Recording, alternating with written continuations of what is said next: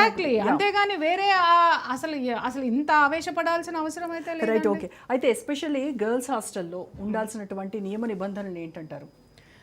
అమ్మ ఒకటే చెప్తున్నా, ఫస్ట్ ఆఫ్ ఆల్ వాళ్ళకి సెక్యూరిటీ ఏ మేరకు ఇస్తున్నారు అనేటటువంటిది అక్కడ ఖచ్చితంగా ఉండాలి. ఇంకొకటి ఏంటంటే గర్ల్స్ హాస్టల్లో ఏదైనా ఇలాంటివి జరిగితే ఏ ఫోన్ నెంబర్స్ ఉండాలి, వాళ్ళకి ఎమర్జెన్సీ కాల్ 10 డయల్ చేసేటట్టు ఉమెన్ ప్రొటెక్షన్కి సంబంధించినటువంటి ఆ లీగల్ సెల్కి సంబంధించినటువంటి ఫోన్ నెంబర్స్ అక్కడ డిస్ప్లేలో ఉండాలి.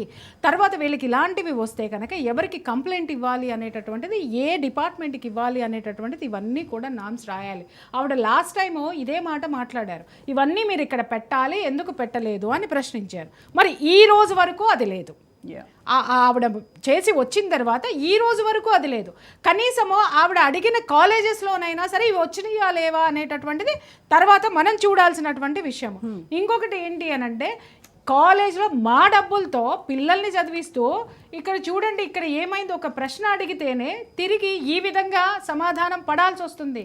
ఒకటే నేను ఇక్కడ ఏం చెప్తున్నానంటే, పదవులు అనేది కొంతకాలం మాత్రమే ఉంటాయి, జనంలో మనం ఎప్పుడు ఉంటాం రోజా గారు.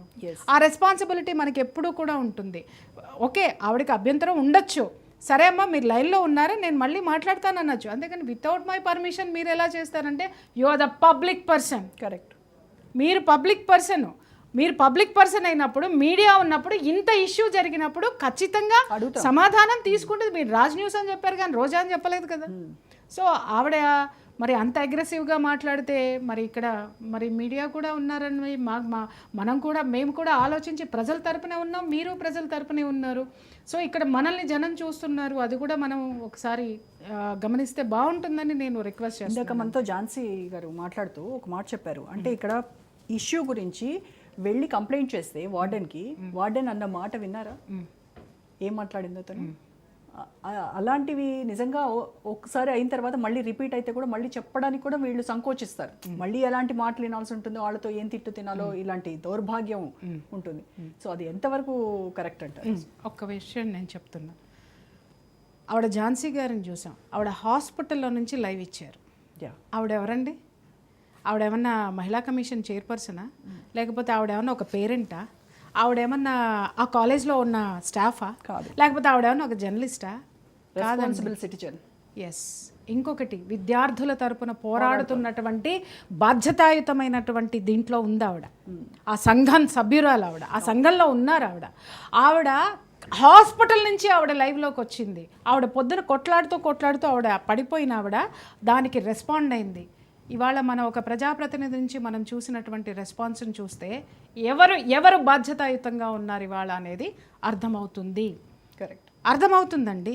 ఇవాళ పదవిలో ఉన్నాం కదా అని మాట్లాడేస్తే భయపడే వాళ్ళు ఎవరూ లేరు.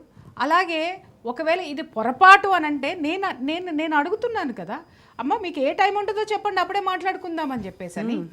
ఓకే, మాట్లాడుతున్నప్పుడు మీరు మాట్లాడడానికి సిద్ధపడినప్పుడు, ఉన్నది వాస్తవం మాట్లాడుకుంటున్నప్పుడు, ఈ వేదిక ఏదయింది, ఇప్పుడు మీరు ఆఫ్ ద రికార్డ్ మాట్లాడేది, ఆన్ ద రికార్డ్ మాట్లాడేది రెండు ఒకటే అవుతుంది కదా. ఎందుకు ఇంత ఇమీడియట్గా ఇది చేయాల్సిన అవసరం? నేను ఏమంటున్నానంటే, నేను ఆవిడ తరపునే మాట్లాడుతున్నాను. ప్రజల మధ్య ఉన్నప్పుడు కొంత సమన్వయం పాటించాల్సిన అవసరం ఉంది. గట్టిగా కేకలేస్తే అధికారులు వచ్చి కూర్చున్నట్టు, లేకపోతే ఇంకొకళ్ళు వచ్చి కూర్చున్నట్టు ప్రెస్ ఉండదు. అలాగే ప్రెస్కి సంబంధించినటువంటి మనుషులు కూడా ఉండరు. ఇక్కడ జనంకి